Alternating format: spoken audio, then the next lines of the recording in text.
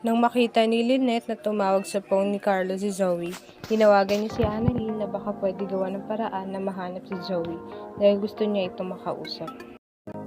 Sumagot naman si Annalyn ng oo, gagawan niya ng paraan.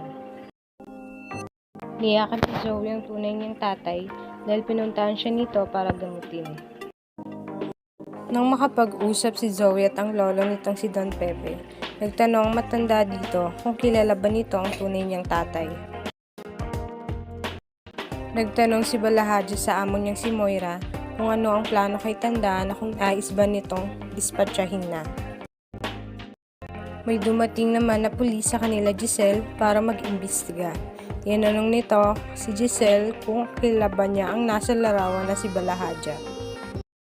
Nagtanong naman si Giselle kung sangkot ba ito sa kidnapping. Kinuha ni RJ ang phone ng pulis para makita din ang taong nasa larawan.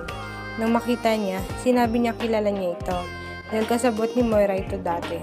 At sinabi niya din na malamang magkasabot din sila ngayon.